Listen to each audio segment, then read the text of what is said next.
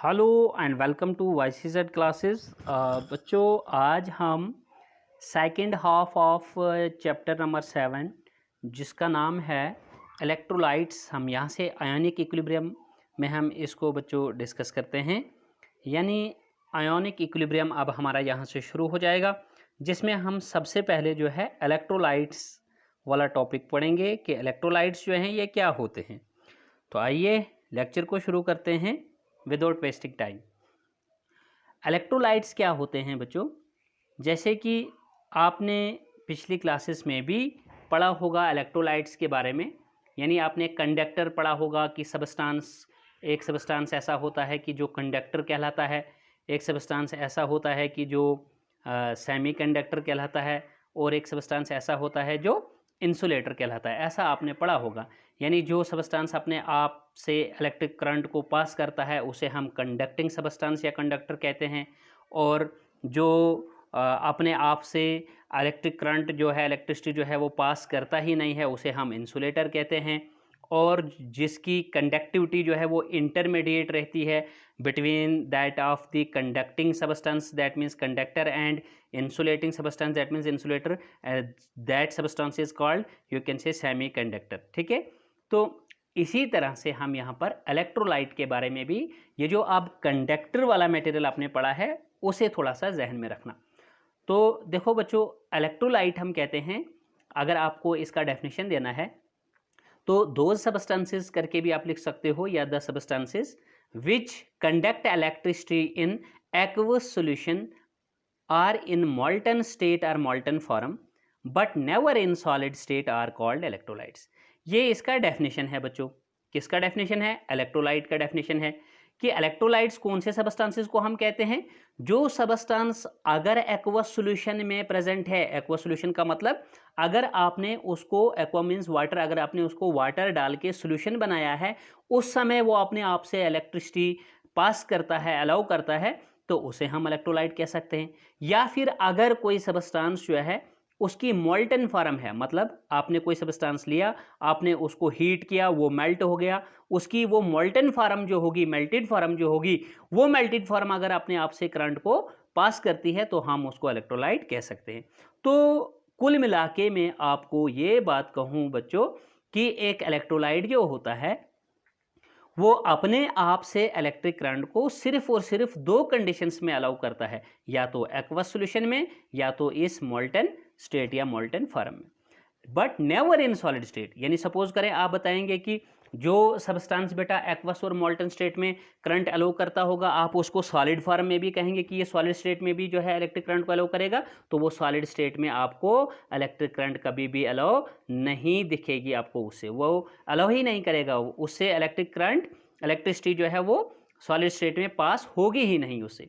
ठीक है, अब क्यों नहीं पास होगी और क्यों पास होगी एक्वस और मोल्टन स्टेट में, इसका मैं आपको मेन रीज़न ये बताऊंगा कि देखो बच्चों, जब भी हम इलेक्ट्रिक करंट किसी चीज़ पे अप्लाई करते हैं तो उसको आगे ले जाने के लिए, उस सबस्टांस में करंट को कंडक्ट करने के लिए कोई चीज़ उस मटेरियल की होनी चाहिए, जिसको हम बुलाते हैं कैरियर करके। यानी कैरियर होना चाहिए। कैरियर का मतलब हो गया कि कोई मटेरियल होना चाहिए आपके उस सबस्टेंस में जो इस electric current, applied electric current को आगे आगे पहुंचाए, आगे आगे उसको लेके जाए इलेक्ट्रिक करंट को, तो उसे हम कैरियर बोलते हैं ऐसे चीज़ को। तो अब देखिए कि यहाँ पे जो सबस्टेंस एक्वस हम कहते हैं कि एक्वस सॉल्यूशन में होता है या फिर मोल्टन स्टेट में होता है बच्चों, यहाँ पे वो उस कैरियर का नाम जो है, उस कैरियर का नाम होता है आयंस। क्या होता है? यहाँ पे आयंस होता है। आयंस, जैसे कि आपको पता है कि एक एटम अगर लॉस ऑफ इलेक्ट्रॉन करे तो वो कैटाइन कहलाता है, और अगर वो गेन ऑफ इलेक्ट्रॉन करता है तो वो एनाइन कहलाता है। तो वो आयंस होते हैं एक्वस मोल्टन फॉर्म में बेटा डिसोसिएट हो गए होते हैं एक्चुअली वो वहाँ पे, कि जो इस इलेक्ट्रिक करंट को वहाँ देखते ही इसको आगे ले जाते हैं क्रिस्टल में, उस सॉल्यूशन में, उस सबस्टेंस में, उसको थ्रो आउट द सिस्टम आप कहेंगे कि वो उस करंट को पहुंचाते हैं। कौन से? ये आयंस। मीन्स आप कहेंगे कि the conduction of electric current, the conduction of electric current through electrolytes कि इलेक्ट्रोलाइटिंग सब्सटेंस या इलेक्ट्रोलाइट्स जिनको सिंपली कहेंगे हम, उनमें जो इलेक्ट्रिक करंट कंडक्ट होती है, वो जो इलेक्ट्रिसिटी को अपने आप से अलाउ करते हैं, वो किसके कारण करते हैं? इट इज बेटा all due to the movement of ions. तो आयंस यहां पर इलेक्ट्रोलाइट में, इलेक्ट्रोलिटिक सब्सटेंस में आयंस जो होते हैं, कैटायंस और एनायंस, वो रेस्पॉन्सिबल होते हैं, वही कैरियर होते हैं, वही इलेक्ट्रिक करंट को वहां पर पास करने के लिए रेस्पॉन्सिबल होते हैं उस सब्सटेंस में, यानी उस इलेक्ट्रोलिटिक सब्सटेंस में। दैट्स वाई, इसी कारण बच्चों हम such conductors are also called as ionic conductors, हम इनको कहते हैं। इसी वजह से हम यानी हम इलेक्ट्रोलाइट्स को कंडक्टर कह सकते हैं। मैंने आपको पहले ये चीज़ बताई ना कि कंडक्टर्स वो सब्सटेंसेस होते हैं जो अपने आप से इलेक्ट्रिक करंट को अलाउ करते हैं। तो हम इलेक्ट्रोलाइट्स को कंडक्टर कह सकते हैं, हाँ जी बिल्कुल कह सकते हैं, ठीक है। लेकिन कब कह सकते हैं हम उनको ये कंडक्टर्स? जब ये अपने आप से इलेक्ट्रिक करंट अलाउ करते हैं एक्वस और मोल्टन फॉर्म में। तो लिहाजा इस वजह से हम यहाँ पर इनको क्या कहेंगे? इलेक्ट्रोलिटिक कंडक्टर्स कहेंगे या सिंपली इलेक्ट्रोलाइट्स कहेंगे। और चूंकि ये इलेक्ट्रिसिटी यहाँ पे जो आगे ट्रांसमिट होती है ऐसे सब्सटेंस में, वो आयंस के द्वारा होती है, इसलिए हम इलेक्ट्रोलाइटिक कंडक्टर्स या इलेक्ट्रोलाइट्स को आयोनिक कंडक्टर्स के नाम से भी जानते हैं। एक चीज़ क्लियर हो गई। अब आप बताएंगे कि सर ये बताइए कि इलेक्ट्रोलाइट या इलेक्ट्रोलिटिक कंडक्टर और कंडक्टर में क्या फ़र्क है? कंडक्टर में क्या फ़र्क है? अगर ये दोनों एक चीज़ है तो फिर यहाँ डिफरेंट टर्म्स क्यों हैं? और अगर इनमें डिफरेंस है तो बताइए। तो मैं आपको कहूँ तो इनमें बेटा डिफरेंस है। डिफरेंस किस चीज़ का? देखो, जब हम सिंपली कहते हैं कंडक्टर्स, क्या कहते हैं? कंडक्टर की ऐसा मटेरियल जो अपने आप से जी करंट अलाउ करता है। एक्चुअली ये कंडक्टर हमारा मतलब होता है मेटालिक कंडक्टर। क्या मतलब होता है हमारे पास? मेटालिक कंडक्टर यहाँ मतलब होता है। तो मेटल्स आपको पता है कि वो जनरली क्या होते हैं बच्चों? सॉलिड होते हैं। इसका मतलब इस समय हमारा यहाँ पर मेन जो फोकस रहता है वो सब्सटेंस की सॉलिड स्टेट पे रहता है कि जब एक सब्सटेंस, जब एक मेटल भी आप बोल सकते हो, चूंकि इनको हम मेटालिक कंडक्टर्स कहते हैं, ठीक है। तो और इनको हम इलेक्ट्रॉनिक कंडक्टर्स भी बोलते हैं, मैं आपको बताऊंगा, क्योंकि वहाँ कैरियर इलेक्ट्रॉन्स होता है मेटालिक कंडक्टर्स में। मतलब करंट जो है वो आगे ट्रांसमिट होती है due to the flow of electrons, कि जैसे जैसे इलेक्ट्रॉन्स वहाँ पे मूव करने लगते हैं तो वैसे वैसे करंट भी जो है वो मूव करने लगती है, ठीक है। यानी वहाँ पे इस तरह से होता है। तो इसी वजह से मैंने यहाँ पे आपको बताया कि जो कंडक्टर्स, मेटालिक कंडक्टर्स यानी होते हैं, वहाँ पे आपने ये चीज़ याद रखनी है कि वो सॉलिड स्टेट में करंट को अलाउ करते हैं, इसलिए इनको इस नाम से जानते हैं। लेकिन ये जो इलेक्ट्रोलाइट होते हैं ये सॉलिड स्टेट में तो इलेक्ट्रिक करंट को अलाउ ही नहीं करते हैं, है ना। तो वो तो अलाउ करते हैं सिर्फ और सिर्फ एक्वस सॉल्यूशन में या फिर मोल्टन सॉल्यूशन में। तो ये थोड़ा इनमें डिफरेंस है। और बच्चों चूंकि मैं आपको एक बात फिर से याद दिलाऊं अभी कि चूंकि हम इन कंडक्टर्स को जो है क्या कहते हैं बच्चों? इन कंडक्टर्स को हम नाम जो है वो मेटालिक कंडक्टर्स कहते हैं। हम इनको मेटालिक कंडक्टर्स भी बोल सकते हैं। क्या बोल सकते हैं? मेटालिक कंडक्टर्स बोल सकते हैं।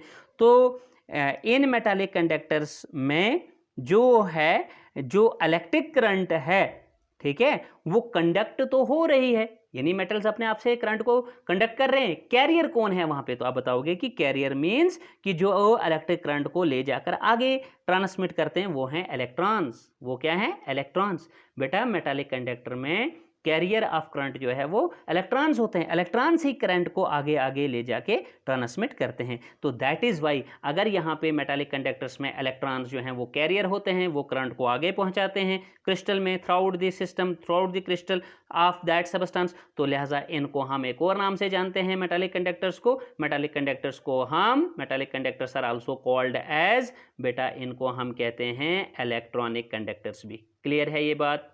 क्या कहते हैं हम इनको? इलेक्ट्रॉनिक कंडक्टर्स भी कहते हैं। किनको बच्चों? मेटालिक कंडक्टर्स या सिंपली कंडक्टर्स को, ठीक है।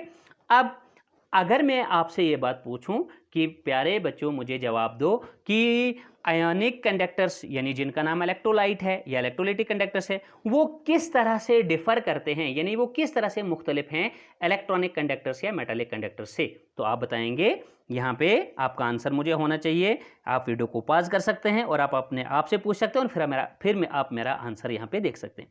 तो मैं आपको बताऊंगा कि दो जो आयनिक कंडक्टर्स होते हैं यानी इलेक्ट्रोलाइटिक कंडक्टर्स होते हैं, they differ from metallic conductors with respect to that current in metallic conductors is due to the moment of electrons। मैंने अभी अभी बताया आपको कि मेटालिक कंडक्टर्स में जो इलेक्ट्रिक करंट, ठीक है, मूव करती है वो करती है due to the moment of electrons, कि जैसे जैसे इलेक्ट्रॉन्स मूव करते हैं तो करंट भी मूव करती हैं, ठीक है। इसी बेसिस पे तो हमने इनको कहा था, that's why such type of conductors that mean metallic conductors are called as electronic conductors, ये तो हमने बताया था। तो ये थोड़ा सा इनमें जो है बेटा डिफरेंस रहता है आयनिक कंडक्टर्स यानी इलेक्ट्रोलाइटिक कंडक्टर्स और मेटालिक कंडक्टर्स यानी इलेक्ट्रॉनिक कंडक्टर्स में। क्लियर है। अब देखिए हम ज़्यादा अब आगे फोकस नहीं करेंगे इलेक्ट्रॉनिक कंडक्टर्स पे, क्योंकि हम इक्विलिब्रियम पढ़ रहे हैं और आयोनिक इक्विलिब्रियम पढ़ रहे हैं। तो आयोनिक इक्विलिब्रियम में हमारे पास जो आयोनिक इलेक्ट्रोलाइट्स होंगे वही हमारे लिए यहाँ पे कारआमद होंगे, वही हमको यहाँ पे पढ़ने होंगे। आयोनिक इलेक्ट्रोलाइट्स में ही बेटा आयोनिक इक्विलिब्रियम जो है वो डेवलप हो सकता है। इसलिए हम अपना फोकस जो है आगे अब आयोनिक कंडक्टर्स यानी इलेक्ट्रोलाइटिक कंडक्टर्स पर ही करेंगे। तो देखिए कुछ एग्जांपल्स हम यहाँ पे लेंगे बेटा। तो एग्जांपल्स में हम बताएंगे कि जैसे मान लीजिए NaOH, ऑल सॉल्ट आप बोल सकते हो, ऑल एसिड्स बोल सकते हो, ऑल बेसिस बोल सकते हो। जैसे मैंने यहाँ पे एग्जांपल्स लिए हुए हैं बच्चों कि आप देख सकते हो यहाँ पे फॉर एग्जांपल ऑल सॉल्ट, आपको पता है सॉल्ट जो है वो एसिड और बेस के कॉम्बिनेशन से बनता है, तो वो भी एक आपका जो है आयनिक कंडक्टर या आयनिक इलेक्ट्रोलाइट आप कहोगे, ठीक है, या इलेक्ट्रोलाइटिक कंडक्टर आप बताओगे, ठीक है। यानी आयनिक कंडक्टर मीन्स इलेक्ट्रोलाइटिक कंडक्टर्स या इलेक्ट्रोलाइट सिंपली वो हो सकता है। तो साल्ट भी बेटा जैसे देखो कॉपर सल्फेट है, ये एक आपका इलेक्ट्रोलाइट क्या बन सकता है, यानी ये एक्वस या मोल्टन फॉर्म में करंट को अलो कर सकता है, या फिर इसको हम आयनिक कंडक्टर या इलेक्ट्रोलाइटिक कंडक्टर एक ही चीज़ है, याद रखो। तो NaCl जो है ये भी एक साल्ट है, कॉमन साल्ट है ना, तो इसको भी हम क्या बोलते हैं बच्चे, ये भी आपका एक क्या है आयनिक कंडक्टर या इलेक्ट्रोलाइट या इलेक्ट्रोलाइटिक कंडक्टर है। इसी तरह से ZnSO4 है, ये कुछ सॉल्ट की एग्जांपल होगी। इसी तरह से ऑल एसिड्स जैसे HCl हाइड्रोक्लोरिक एसिड हो गया, जैसे H2SO4 सल्फ्यूरिक एसिड हो गया, तो ये भी किस में आएगा बेटा, ये भी आपका एसिड्स जो है एग्जाम्पल में यहाँ पे, ये भी हमारा यहाँ आयनिक कंडक्टर या इलेक्ट्रोलाइटिक कंडक्टर या इलेक्ट्रोलाइट्स में गिना जाएगा।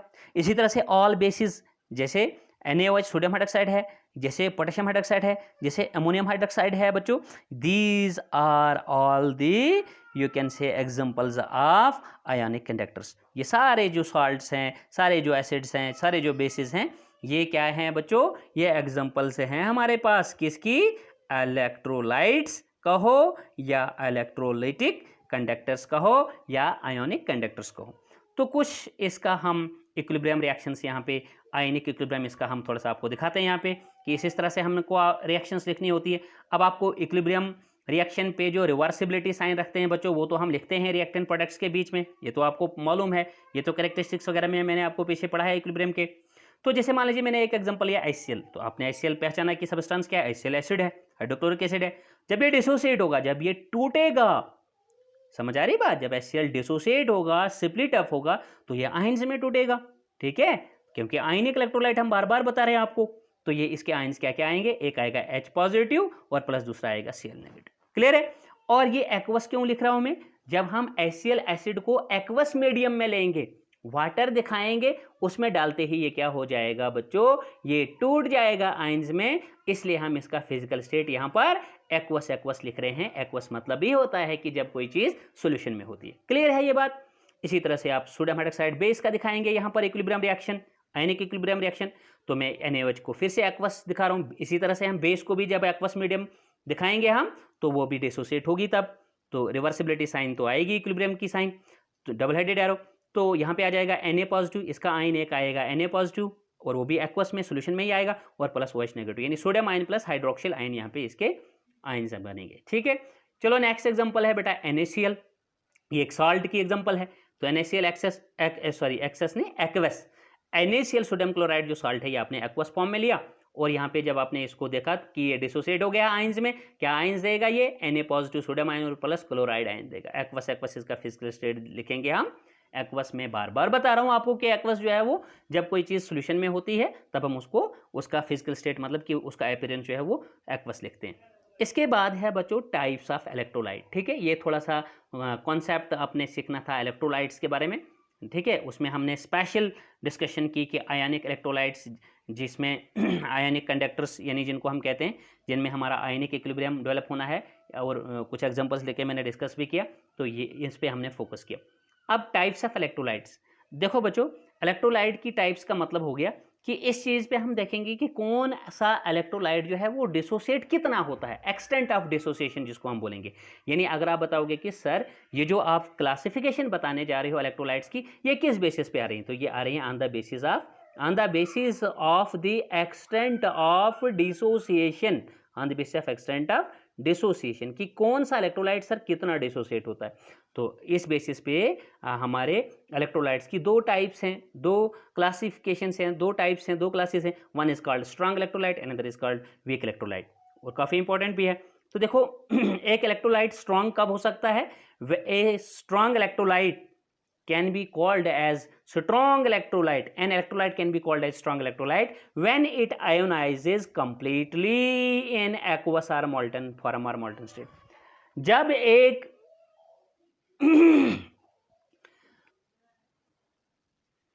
तो यहां पे हम देखेंगे बच्चों कि स्ट्रॉन्ग इलेक्ट्रोलाइट्स वो सब्सटेंसेस को हम कह सकते हैं विच डिसोसिएट्स कंप्लीटली हैं, विच आयोनाइजेस कंप्लीटली, कहां पे, वो भी इन एक्वस और इन मॉल्टन फॉर्म, चाहे वो एक्वस सॉल्यूशन में आप दिखाओ उनको हैं वाटर वगैरह, या फिर आप उनको मेल्ट करो तब वो डिसोसिएट कंप्लीट हो जाएं।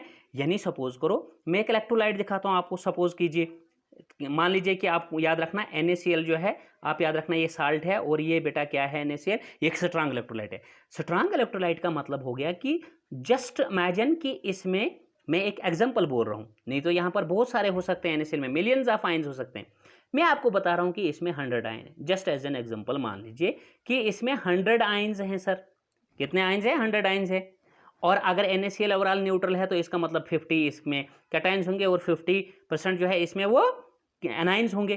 तो अब जब ये डिसोसिएट होगा तो डिसोसिएशन पे ये 100 के 100 आयंस हमको दे देता है कि ये लीजिए 50 कैटायंस 50 एनाइंस जो मैं डिसोसिएट हो गया, तो मैंने कंप्लीट आपको वो दे दिए।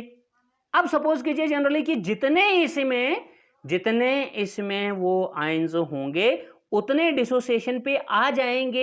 एक स्ट्रॉन्ग इलेक्ट्रोलाइट डिसोसिएशन पे सारे आयंस जो हैं वो दे देगा, तो तब हम उसको बुलाएंगे कि ये स्ट्रॉन्ग इलेक्ट्रोलाइट है, इसके पास जितने भी आयंस हैं वो डिसोसिएशन पे सारे के सारे हमें अलग मिल जाते हैं। ठीक है, अब बताएंगे कि एक वीक इलेक्ट्रोलाइट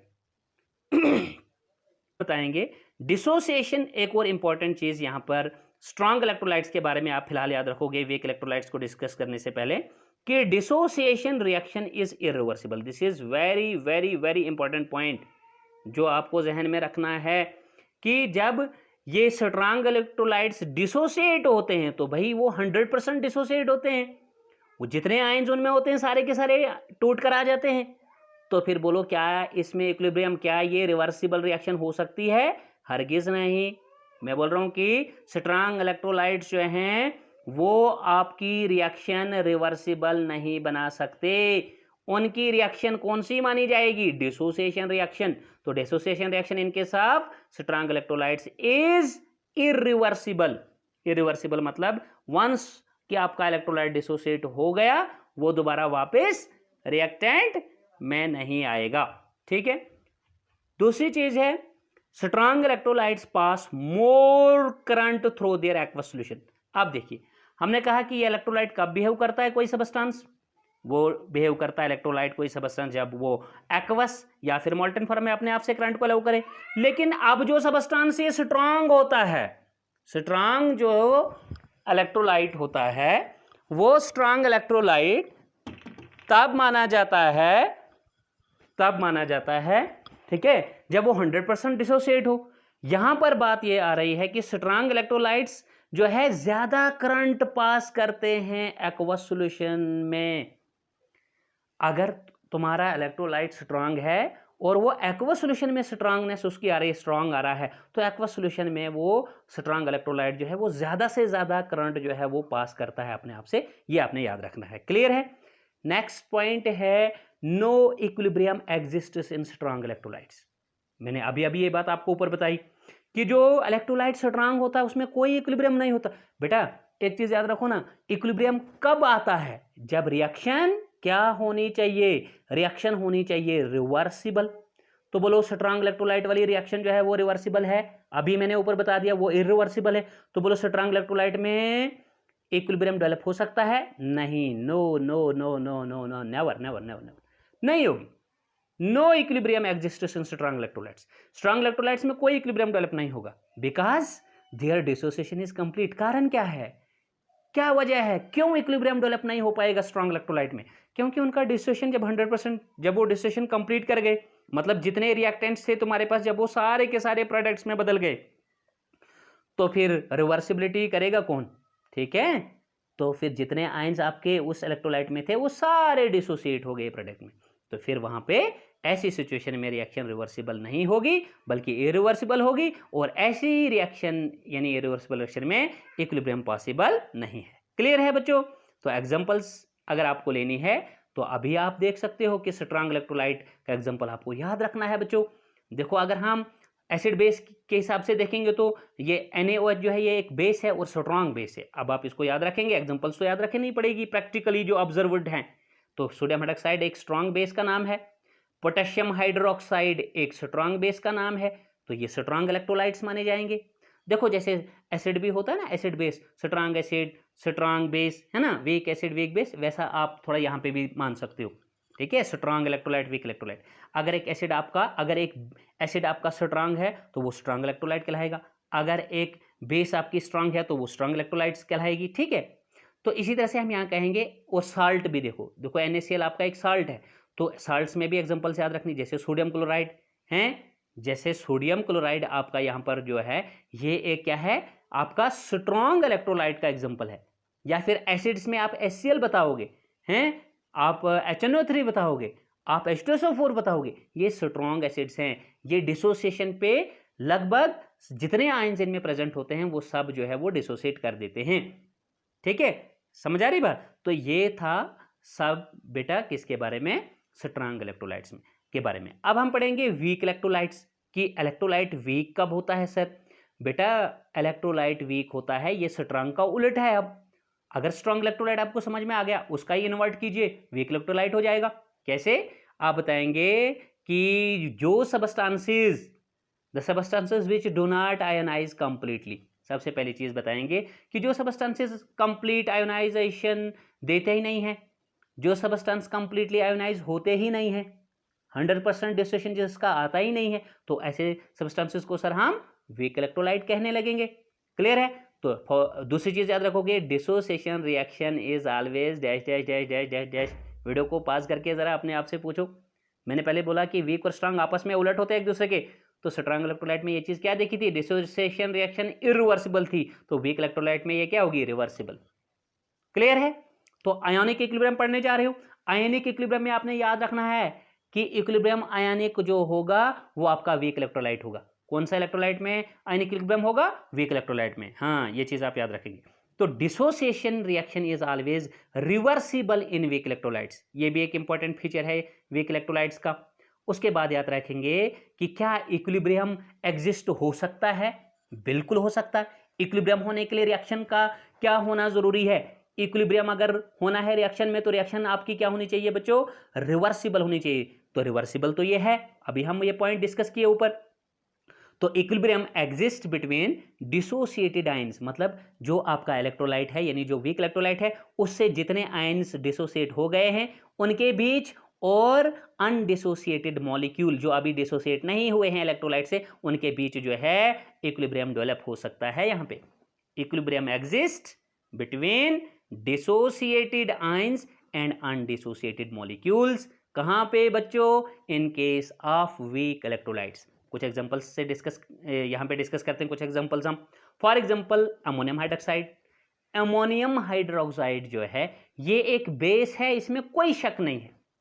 बट अगर हम इसका डिसोसिएशन रिएक्शन देखते हैं तो ये कंप्लीट डिसोसिएट नहीं होती है। जितने आयंस यहाँ प्रेजेंट होंगे उतने आपको डिसोसिएशन में नहीं मिलेंगे, प्रोडक्ट साइड पर कम मिलेंगे। तो कम मिलेंगे, ये तो एक क्राइटेरिया है इक्विलिब्रियम को हो जाने के लिए। तो फिर यहाँ पे कुछ समय के बाद जो है, जैसे ही इसके कुछ आयंस जो मिलेंगे भी, तो वो आएंगे बेटा NH4 पॉजिटिव अमोनियम आयन और plus OH negative hydroxide ion.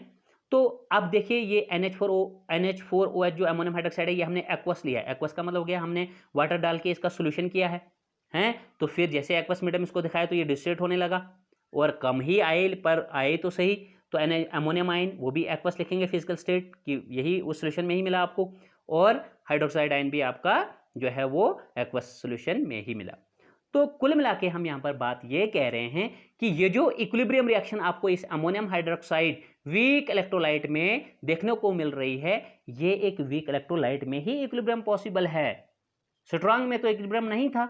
Strong electrolyte का अगर आपने रिएक्शन लिखना होगा तो आप सिर्फ दिखाने के लिए आयंस यानी इक्विलिब्रियम आप पढ़ रहे हो, आपको स्ट्रांग इलेक्ट्रोलाइट में दिखाओगे कि NaCl रिवर्सिबिलिटी तो Na positive plus Cl negative. Otherwise practically हम देखेंगे बेटा तो यहाँ पर ऐसा इक्विलिब्रियम स्ट्रांग इलेक्ट्रोलाइट में देखने को नहीं मिलता है।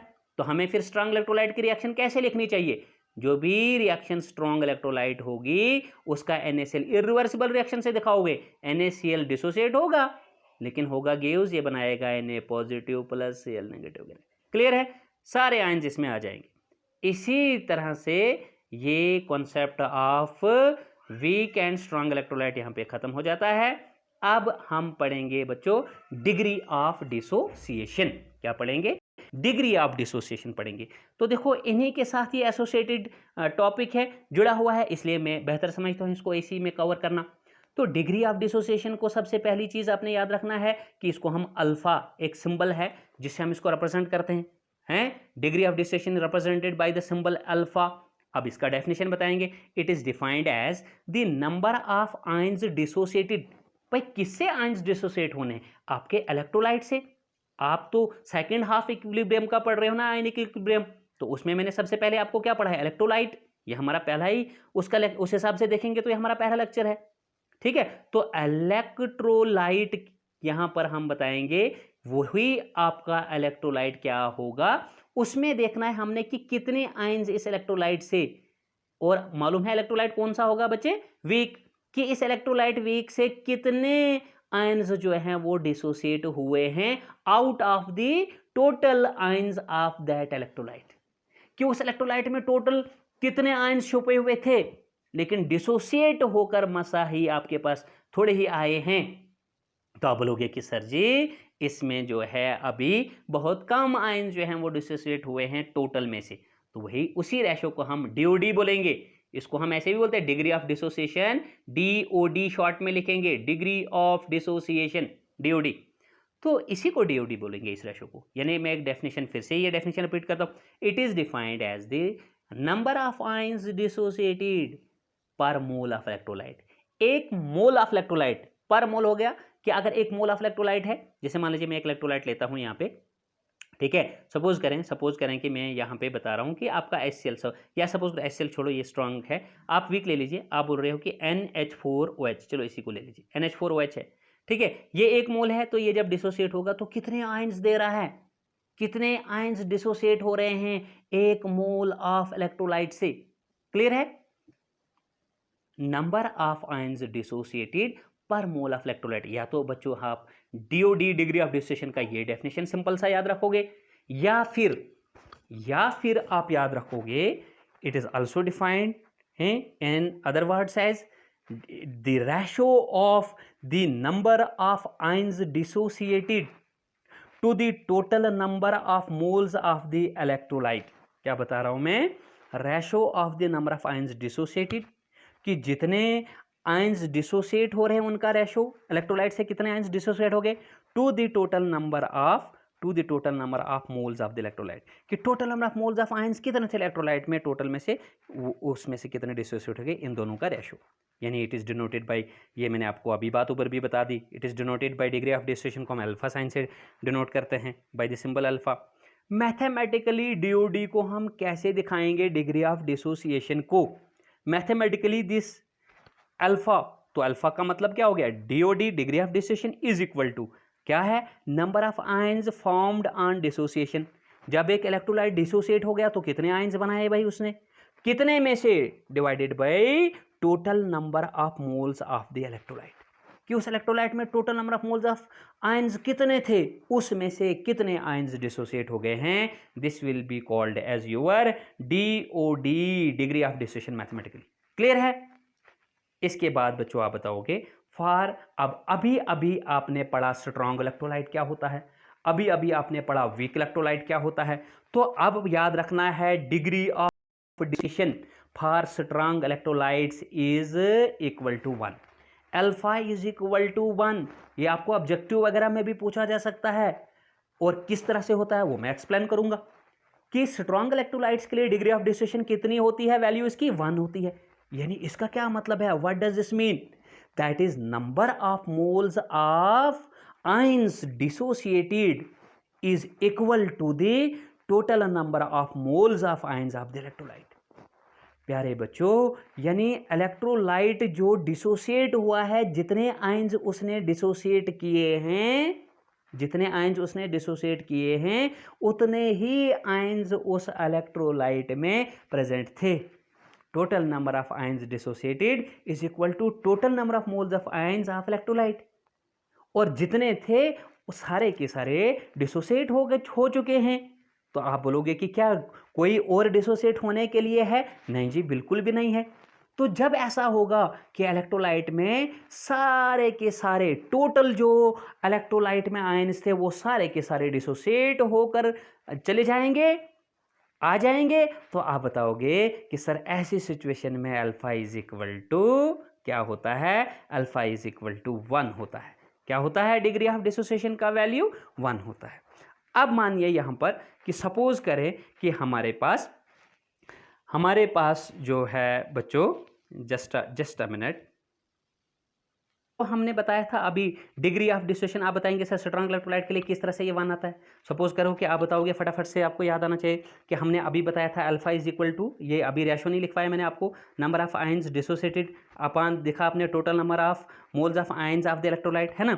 तो जब ये नंबर ऑफ आयंस डिसोसिएटेड जो है वो भी आपका, सपोज करें कि एक इलेक्ट्रोलाइट है उसमें 30 आयंस टोटल थे, तो 30 आयंस डिसोसिएट होकर आए, कितने में से, 30 टोटल में से, तो 30/30 कितना हो जाएगा, 30 ये कैंसिल होकर कितना आ जाएगा, 1/1। तो 1/1 को जब आप लिखेंगे अल्फा इज इक्वल टू कितना आएगा, 1/1 is simply means 1, alpha is equal to 1। तो इसलिए मैं बता रहा हूँ, यानी आप जरूरी नहीं है कि किसी इलेक्ट्रोलाइट में 30 आयंस ही हो, मैं एज एन एग्जांपल कह रहा हूँ आपको, जस्ट इमेजिन, मान लो 50 बोल रहे हो हैं, 100 बोल रहे हो हैं, या फिर आप बोल रहे हो 200, 300, 1000/1000 वगैरह करना है आपने, कि रेशो बतानी है आपने कि जितने आयंस डिसोसिएट हो रहे हैं और उतने ही थे टोटल में भी। ये इस रेशो को देखना है ना, देखो जो रेशो मैंने यहाँ पर आपको बताया इसका बच्चों, जस्ट अ मिनट, यहाँ पे बताया है ना, ये देखो यहाँ पे मैंने आपको बताया alpha number of ions formed on dissociation, जितने आयंस डिसोसिएशन पे बन रहे होंगे, और वही होगा total number of ions of the electrolyte. तो सेम वैल्यू को जब आप डिवाइड करके क्या आ जाएगा आपके पास, 1। मैथमेटिकली थोड़ा इस तरह से समझो ना, तो अल्फा की वैल्यू स्ट्रॉन्ग इलेक्ट्रोलाइट के लिए 1 बनती है। क्लियर हो गया आप, that is number of moles of ions dissociated is equal to total number of moles of ions of the electrolyte. But for weak electrolytes, लेकिन वीक इलेक्ट्रोलाइट्स के लिए क्या बात याद रखनी है बच्चों, but for weak electrolytes alpha is never equal to 1, alpha कभी 1 के बराबर नहीं होगा। अगर 1 के बराबर गलती से बोल दिया, गलत हो गया, alpha is equal to 1 strong electrolyte के लिए, तो अल्फा इज लेस देन 1 का मतलब गया that is number of moles of ions dissociated या number of moles of ions formed is very very less than किसके बरक्स, than the total number of moles of the electrolyte. इसका मतलब जो यहाँ पर रेशो मैंने बताया था आपको, ये रेशो जो number of moles of ions dissociate हुए हैं ये बहुत कम है, कितने में से, total moles of the electrolyte में से। तो तब अल्फ़ा की जो वैल्यू बनेगी वो 1 से क्या बनेगी बच्चों, लेस बनेगी। क्या बनेगी? लेस बनेगी। That is why mathematically here for weak electrolytes we will write the degree of dissociation will be less than 1। क्या याद रखेंगे आप? Less than 1। तो ये था all about, this was all about the electrolytes, their types and जो हमने degree of dissociation भी यहाँ पे पढ़ा बेटा, ये इनके बारे में। तो काफ़ी इंटरेस्टिंग और काफ़ी इम्पॉर्टेंट लेक्चर था ये आज का, और टॉपिक था ये आज का। तो आई होप कि पूरा आपको समझ में आ गया होगा, और बार बार कह रहा हूँ कि तभी आपको ये समझ में आ जाएगा बच्चों जब आप इसको क्या करेंगे, फर्स्ट टू लास्ट देखेंगे और कंसंट्रेशन बनाकर देखेंगे। ठीक है, तो लास्टली आपको बताना चाहूँगा कि अगर आपको मेरे लेक्चर्स अच्छे लगते हैं, ठीक है, फोर्सबली ये बात आपसे नहीं कह रहा हूँ, लेक्चर्स अगर अच्छे लगते हैं, ठीक है, तो आप चैनल को सब्सक्राइब कीजिए प्लीज़, और फिर फ्रेंड्स के साथ भी जो है इन वीडियो लेक्चर्स को शेयर कीजिए, और पास में दिए गए बेल आइकन को भी प्रेस कीजिए, ताकि फ्यूचर में जो भी हम वीडियो अपलोड करते हैं उसका नोटिफिकेशन आप तक पहुँच जाए। तो आज के लेक्चर में इतना ही। Good bye, take care, stay fit and stay safe.